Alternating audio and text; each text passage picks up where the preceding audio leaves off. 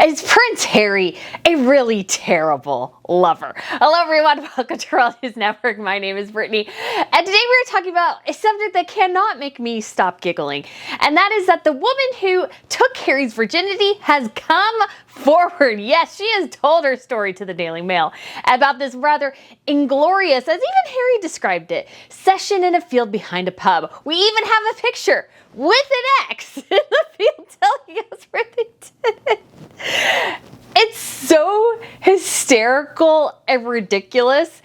And it's just this thing where I was like, Harry, this is why you don't talk about things like this publicly. Because wouldn't you know it, at some point, the woman who was involved with this, well, she wants to share her side of the story. And while you may have shut down the royal family in a lot of ways, other people you might have mentioned may be thinking to themselves, you know what?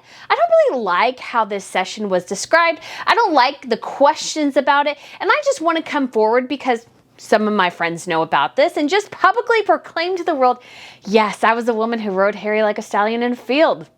Because that's a badge of honor right there. And apparently he did not care about her happiness or desires in that encounter, and it was over in about 5 minutes. What I think Harry is finding out is that, hey, when you blab, yes, guess what? Other people might want to blab too. And sometimes it's not entirely in your favor. And while she is a bit complimentary about him, and I'll go over that a bit, I also think he doesn't come off great, because after this encounter, he completely ghosted her. And so we will go over this today. I'll talk to you guys a bit about the interview, and we'll just take a look at the video that she shared of it. It's just so funny.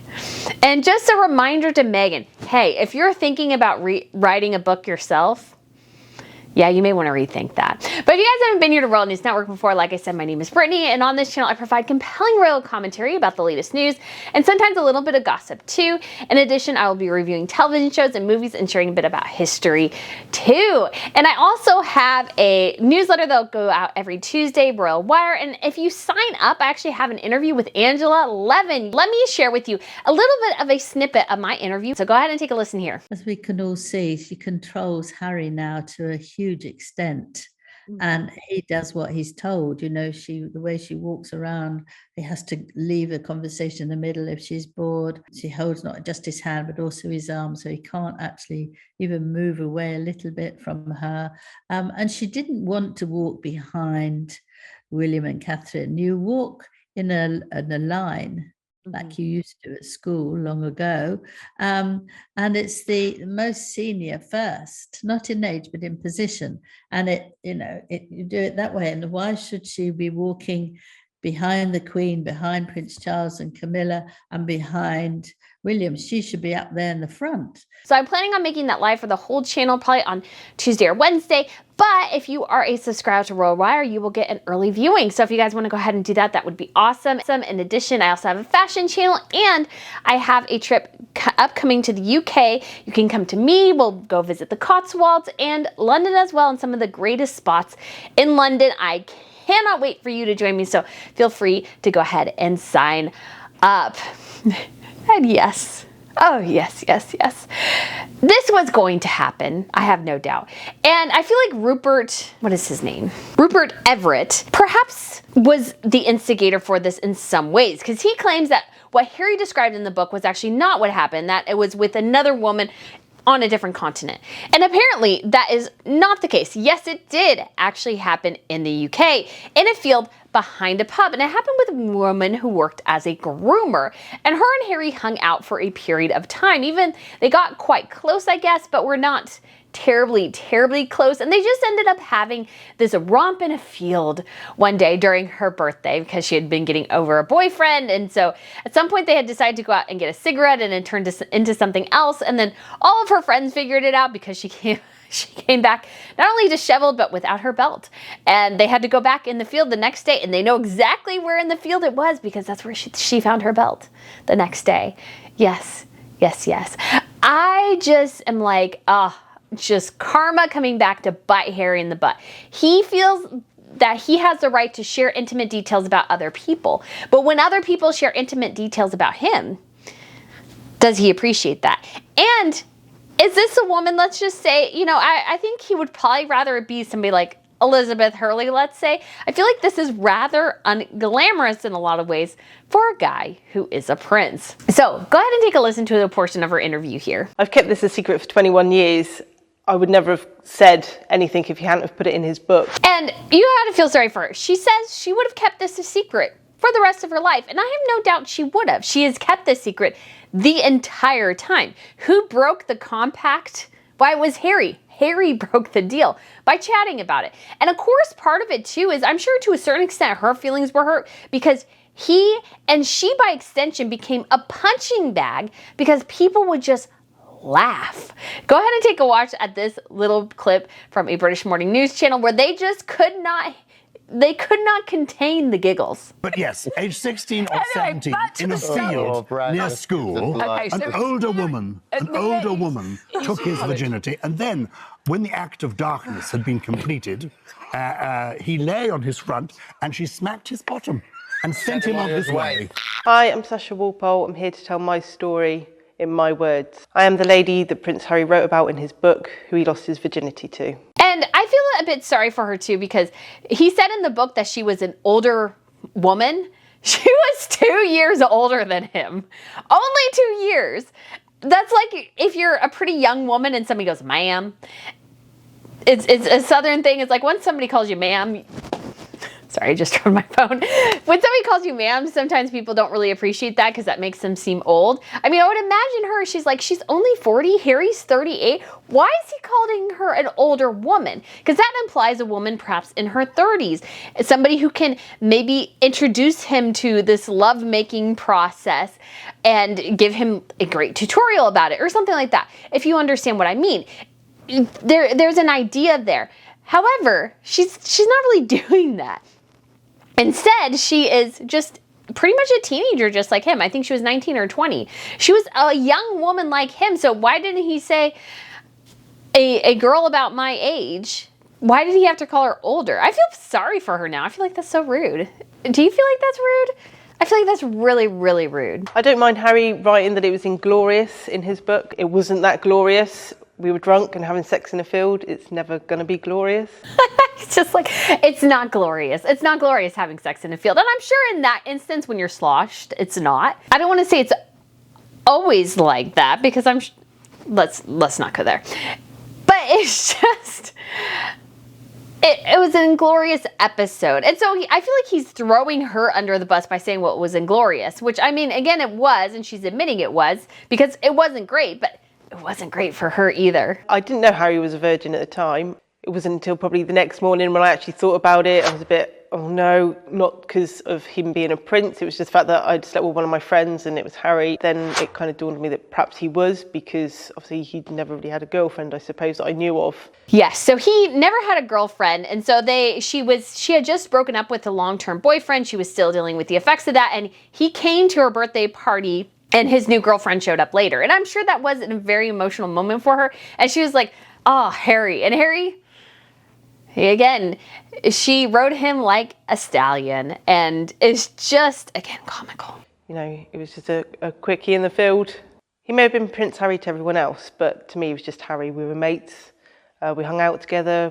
We shared an interest of horses. And so they became familiar with each other because she was a groomer. She had worked on Highgrove and in other places. So they had become friends. But obviously, as soon as this episode happened, he just immediately dropped her. And I do feel sorry for her in that way, because if you are friends and if you have spent a significant amount of time with somebody and you've slept together, you would think that you would want to keep that relationship somewhat in check. And so I do feel rather bad for her. Harry was one of the boys. He was a laugh. He was a lad. We had really good times. We hung out. He was good fun to be around. He was a good friend. He was a good friend until he basically ghosted her. So very much Harry is going on the path of Meghan Markle here. He made a good friend and then he totally ghosted her. And you got to think too, she's not really a part of this aristocratic set. And so it was perhaps somewhat easy for him to just dump her when he had no desire to continue the friendship, which I think, again, shows Harry's true colors here in a way. Harry wrote in his book that I gave him a slap on the bum. I gave him a little squeeze as well. It was a bit of fun. He had a peachy bum. He was young. I'm surprised Harry put it in his book. It was such a long time ago. We were teenagers. Nobody from back then would be surprised that it was me and Harry. A lot of people knew about it. So she wonders again why Harry would put it in the book. And that is a huge question. Did any of us collectively, as a society, does it help our understanding of Prince Harry at all to know that he lost his virginity in a field behind a crowded pub? No.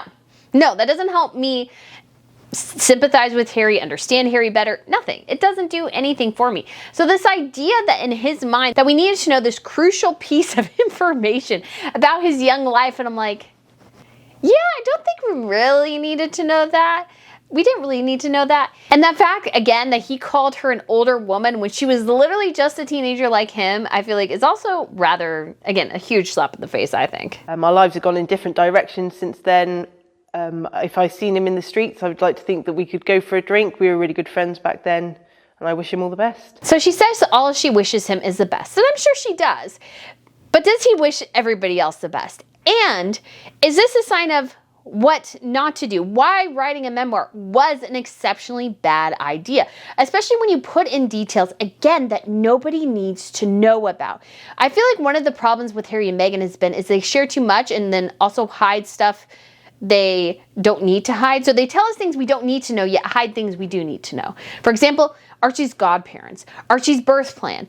We needed to know that because that is what is expected of a royal. You hiding it means people question constantly whether or not he was born via surrogacy, what his birth date is, what your birth date is. You hide stupid things when you should just be clear about it, and then you share things that you don't really need to share. Like, we don't really need to know that Archie likes waffles and he gave the queen a waffle maker, or the queen gave him a waffle maker. Do we need to know? Do we need to care? No. But when he was a member of the British royal family and he was getting security protection, he was living on crown estates and stuff, there are certain dynamics that need to happen within royals. The public gives you, is to a certain extent, money, privilege, position, power, and you reciprocate by giving up a part of yourself to them. That's how this works. That's how the dynamic works. That's how it has to work. You can't demand that nobody else give you anything, that people go along with whatever you want when you're not willing to give them the simple things like letting them know who your child's godparent is. Will that damage their child? No. Will that damage their public perception? Yes, because then people wonder what happened at the christening and everything. Again, it's just silly things Harry and Meghan do. But there's more in the article, the Daily Mail article itself as well. So she said in this interview, I don't know about the stallion thing. I think that was more to do with the fact that I worked with horses. To tell the truth, he didn't make sure I was happy. He was young. It's not until you are older you understand that stuff. It was really just a moment of passion. Yeah, but it is kind of like, oh, he didn't really even try to see if you enjoyed it, tried to see if you were okay. I mean, I understand it was very much a quickie and they were realizing they had to get their clothes back on really quickly because people were going to come look for Harry because he had missed his curfew and so his security was going to come and everything. So I get it, but also, And it goes on to say, the sound of their friends spilling out into the car park, brought the pair swiftly back to reality, and they panicked at the idea of being spotted together. They also realized that when Harry had failed to appear at closing time, his security detail would have gone in search of him. They separated to return to the Vine Tree, that was the pub, in the hope of keeping their encounter secret. And I mean, they did, until Harry spilled the beans. Sasha says, afterwards, there was the realization, SHIT, what are we doing? Where do we go from here? I don't remember us kissing. It was just, okay. We got up, put our clothes back on, and agreed we had to go in separate directions back to the pub, which in hindsight probably made it more obvious. If we'd only gone for a cheeky cigarette, we would have returned together. We had only been gone about 15 minutes total, but it was long enough for security to start worrying. Yes, and so she does say in there as well, it was about 5 minutes. My friend Brian had ended up in her blue Fiesta with one of the backup security guards on a Harry hunt. They found him down the road. He was hiding in a red telephone box. He might have phoned his security from there. I don't know. The mobile signal wasn't dependable and still isn't. Brown drove Sasha back home to the Gloucestershire village of Acton Turville. She woke with a hangover and a sense of awkwardness. Yes, I wasn't thinking I had sex with Prince Harry. It was, oh God, I just slept with Harry. It is a bit cringy if you've slept with a friend. You've overstepped the fringe line, broken the friend code. Not only was it cringy, I don't think it was that enjoyable, is what the impression I'm getting. Next morning, Brian took me back to get my belt and my car. We had a giggle about it. Brian said, "What the hell happened?" And I said, I don't really know. It was pretty easy to find the spot because my belt was there. And just to make sure, in case you weren't explicitly aware of where in the world, in this pub, in the Vine Tree backyard this happened, they mark it with a red X. The Daily Mail does. So if you ever want to go to the Vine Tree and reenact Harry's V-card experience, you can do it. Apparently, you can do it. And then you just need to leave your belt there so you can remember where it is. Sadly, the encounter marked the end of Sasha's friendship with Harry. From being regular drinking partners, the pair never texted, spoke, or saw each other again. I think that's so sad. Oh my gosh. I don't know, especially as a woman, I just would think, what a cad. What a cad. Sasha was not hurt. She thinks that summer was the end of a chapter in both of their lives. She would soon start socializing in another area with a group of friends whose passion was motorsport, not horses, and meet Ian, the man who would become her husband.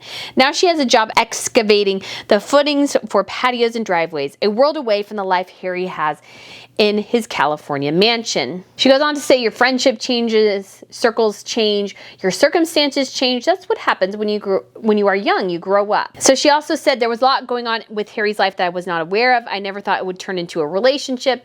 There'd been nothing before, so there wasn't going to be anything after. It was a pure drunken moment. We drifted apart. I didn't mind. No regrets. Do I wish I had texted him? No, I don't think there would have been anything to be gained from them.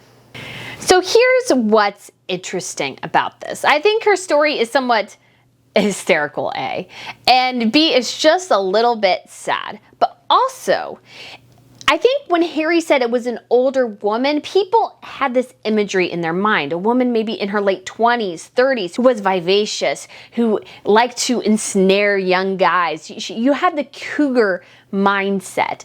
And I think that in some ways worked for Harry. I think it was Daniel Radcliffe who said he waited to find an older woman who could introduce him to the art of lovemaking, you could say. And so he found a woman that could do that for him. And she was an older woman. I don't know how old, but it sounded like she was at least several years older than he was. And Harry gave that impression. Although it was a very quick and inglorious, as he says, you could to a certain extent think, oh, maybe it was a PhD student who came around, saw Harry, managed to seduce him and drag him into a field for a quick little romp. Or you could imagine it was maybe a really young mom. She had a really terrible day and she was at the pub and she saw the prince and they began chatting and she was having a moment. She was a single mom and she really wanted just one last run in the hay. And so they went ahead and had their moment. And she also says, not only did he not ask her if she wanted to use protection, they did have unprotected sex. She was on the pill though, so she wasn't worried about getting pregnant, although that is not 100%. Again, that's pretty reckless in a lot of ways. But obviously they were drunk, so that is what it is. But you have this imagery in your mind that I feel like, again, benefited Harry. This shatters it in a lot of ways. It wasn't this glamorous woman like an Elizabeth Hurley type. It was actually a woman who was Harry's age, who happened to be 2 years older than him, not 10. And she had this opportunity to say, hey, we did this. And you could also say too, she just didn't have the glamour that you would expect a prince to. The prince could seduce supermodels, actresses, and he went with a groomer for his first time. Now, again, I'm not saying that's anything bad, but I think it actually tarnishes Harry and the story a bit. And it's, I think, a crucial thing for Meghan to consider, as it's been widely reported she's considering writing her own memoir. You have your story, yes, but the other person has theirs. And Harry should have recognized, and Meghan too, but again, they're not that bright, that if you tell your story and you include somebody else in it, yes, the royal family isn't going to fight back, really, because they can't. It makes them look like they're taking advantage of that. But there's other people who they're not obliged to do that. They're not obliged to protect you in the same way. And she was like, hey, this story is out there and I want to claim it. It's my story too, so I'm going to claim it. And I feel like disrupts what Harry was trying to push in many ways. And Meghan needs to think about that. She's burned a lot of bridges, and people have been courteous to her, I think out of this weird reverence for the power, quote unquote, that she has. But when you think about her first husband, and I know some people think she's been married 3 times, I really think she's only been married 2. Just saying. If she says things about her first husband that are either not true, that put him in a damaging light, that are not generous to him, that portrays a situation radically different than his understanding, his incentive to stay silent is destroyed. His incentive to go, I'll just let this go, because she doesn't talk about him much. And I think that does help in a lot of ways. If they're not talking about it, you don't feel the need to talk. But once you talk, once you put things out on paper, you can't take it back. And Harry now has to live with the fact that he portrayed that situation much different than it actually happened to be. And the woman he was engaged with was not obliged to hold their confidence anymore, because he broke it first, and Meghan will break hers first. And so Meghan has to consider, well, if I share X, Y, and Z story, guess what? They might share the same about me. And I'm Harry and Meghan, again, they're not that good at long-term strategy. They really, really suck at it. But I think it's something Meghan needs to carefully consider before she makes, I think, the catastrophic error of trying to write her own memoir to supersede Harry's. Because A, it's not going to sell as well because she only spent 18 months in the royal family. And at the end of the day, that's really all anybody cares about with you, Meghan Markle. Nobody cares about how great you were, the stupid soap commercial. Nobody cares. They care about your time in the royal family. That's what matters. They don't care about your time in Suits, your Right Men's commercials. Nobody gives a crap. But when it comes to the royals, yes, they will care more. So you have all these people you've interacted with. What about your Suits co-stars? Because I've looked at Sarah Rafferty's Instagram. She doesn't really mention you. She doesn't put you in anything. She tags other members of the cast. She has videos with other members of the cast she's close to, but not you. And if you say something perhaps negative about her or portray her in a situation that she finds unfavorable, she may decide, you know what, at this point, Harry and Meghan don't have the currency they did anymore. They don't have the respect of the public, the respect of the press. So she might go, you know what, I'm gonna go ahead and risk the wrath of Meghan Markle because that's minimal anymore. She doesn't really have the authority or the power to damage my brand because Meghan's brand is already severely damaged. So it's just be interesting to see how this goes. But overall, I just find it hysterical. And bravo, Sasha, for breaking your silence. I applaud you. I think that's great. Take back your narrative because Harry and Meghan want to control everybody else's narrative and want to shoot down anybody that disrupts theirs. And I love the fact that she destroyed, I think, what most people imagined Harry's first romp was, who it was. It wasn't Elizabeth Hurley. It wasn't a great model or an actress. No, it was a groomer. It was a horse groomer. So bravo. Bravo, Sasha. Thank you so much for sharing. We really did appreciate it because, again, everything is about Harry and Meghan's perspective, and it's wonderful to hear other people's perspectives too. So, guys, thank you so much for watching. Let me know what you think of this revelation. Do you think it's funny too? I do. I really, really do. So, guys, again, thank you so much for watching. I look forward to seeing you again soon. Bye.